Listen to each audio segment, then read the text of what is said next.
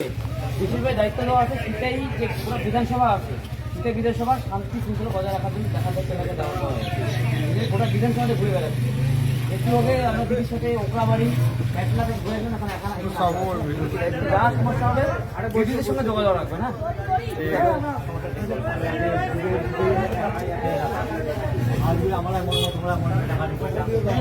এটা হওয়া দেওয়া যাবে না।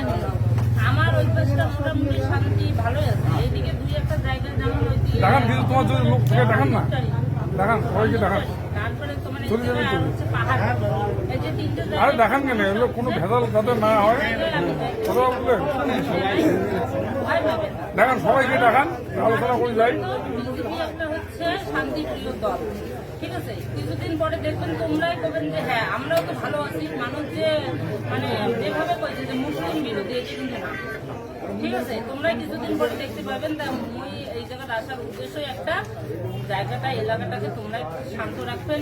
তোমার এলাকা তোমার শান্তি রাখার দায়িত্ব তোমার, তাই না? দেখবেন কোনো যাতে বিশৃঙ্খলা না হয়, আর যদি হয় সঙ্গে সঙ্গে ফোন করবেন। কারণ কেউ না হয় কারা করার চেষ্টা করে, কিন্তু আমরা করতে দিব না। আমার কথাই করতে দিব না। সবাইকে বার্তা দেওয়া আছে করবে। আজ বললে একটা দিনের মুখ দেখি আমরা হ্যাঁ এটা ভয়ের কারণে এরা নারে হামাবাকি করে হ্যাঁ হ্যাঁ ওই যে কিছু কিছু জায়গায় না ওইরকমই বলছে। ওরা বলছে প্রকাশ্যে তোমার ধর্মের মসজিদে আমি কয়েকটা গেছি বলছে যে এরকম একটা কথা শোনা যায়। না এরকম কোনো ভয়ের কোনো কারণ নেই, টেনশন করবেন না, ঠিক আছে? ওই জন্য আসা এই জায়গায়। যদি অসুবিধা হয় আবারও আসবো, তাও এরকমটা যাতে না শুনি। খারাপ লাগে শুনলে, কারণ সবাই এই জায়গায় সবাই শান্তিপ্রিয় ভাবে থাকলে আমাদেরও খুশি লাগে, তাই না? দেখো ধর্ম সব ধর্মের লোকেই মানুষ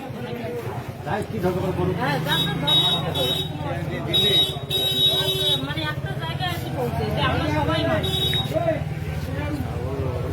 যাই হোক এই জন্য আসা মানে লোকজন তোমার ইয়ে বেশি একটা দেখতেছি না খবরগুলো তোমরা সেইভাবে